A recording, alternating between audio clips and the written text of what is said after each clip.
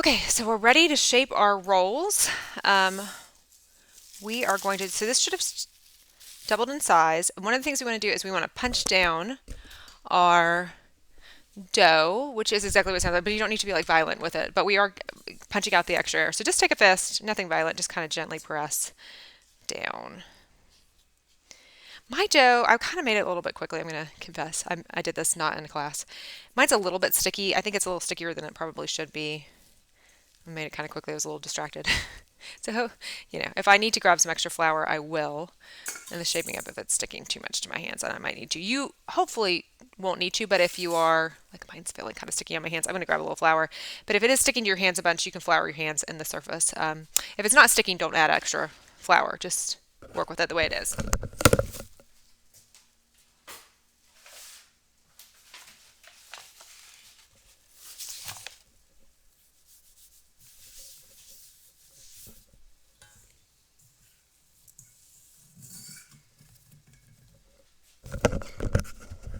Okay, so we want that nice clean dry surface. And what we're going to do is we're going to cut this dough in half, so kind of shape it into a little bit of a ball shape. Not a perfect ball, but kind of like a blobish shape. We're going to cut it in half. We need to get this into 12 equal pieces for our dough. All right, so I'm going to cut it in half. I'm going to use a pizza cutter maybe in a minute. I'm going to use a big knife to start with. Maybe.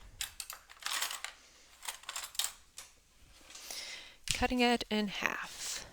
Aha, big knife. Okay.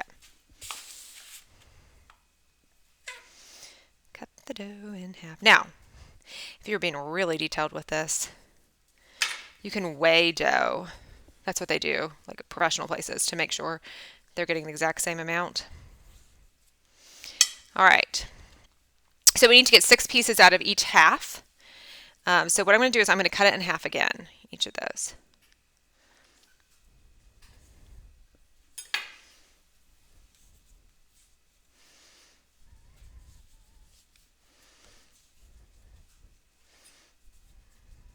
And I just needed like a tiny bit of flour, to be able to handle that. Okay, those are not perfectly even, but I'm going to work with it. Okay, so the next thing I need to do is I need to make 3 equal pieces out of each of these. So I'm going to do this kind of in a...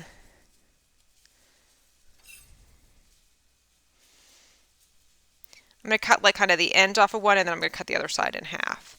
They're supposed to be about 1/3 of a cup each.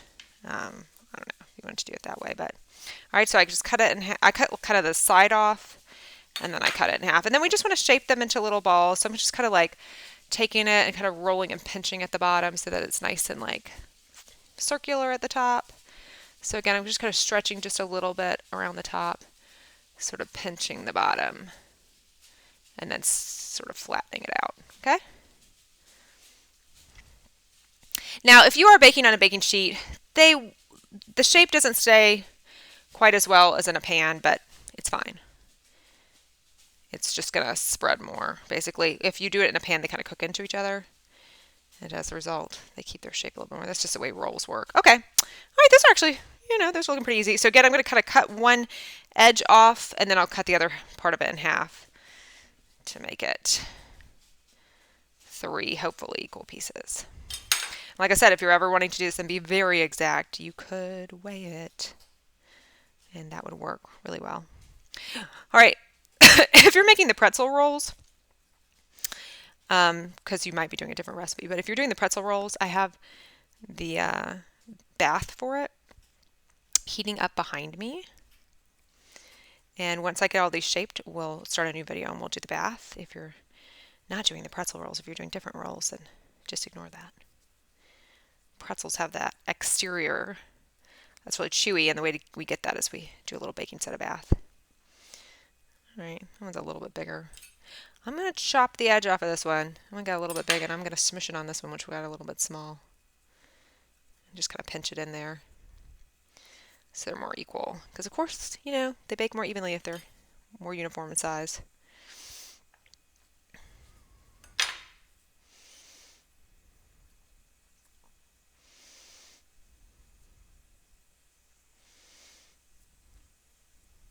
feel like working with yeast dough is quite satisfying. It is more work. More things can go wrong, if I'm being honest. But when you do it, it feels so good. And I don't know, the feeling of just like dough in your hands to me is really like relaxing and satisfying. That one's a little bit ugly, but I'm just going to go with it. It's a little big too. All right. We've got about 3 more to make. All right, I'm going to cut off a little edge of this one. I'm going to add it to this one at the bottom and kind of pinch it in. Because like I said, it's not quite. I'll reshape that. That one was a little bit too big.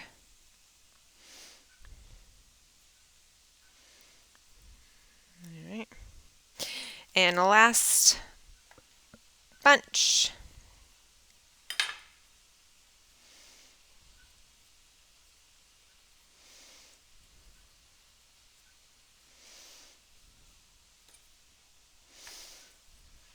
Okay, a little bit too. I'm taking too much off of that one.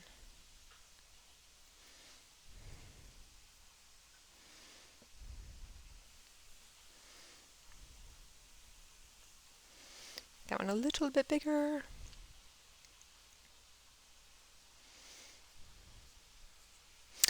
And this one goes in half. And they'll be shaped. Okay, so after this video, I'm going to wash my hands off, and depending on the type of roll you're making will depend on what we're doing next. So yours might be pretzels or it might be regular roll. And just click on the next video. I want to wash your hands off first. Alright, let's put that one in. Last one.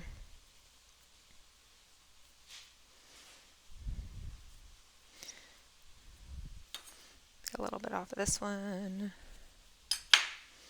Add it to this one. Okay, now it's looking good.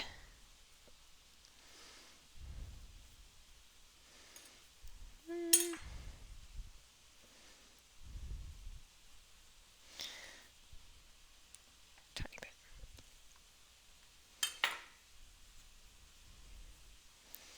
Wow, this one's got a little sticky.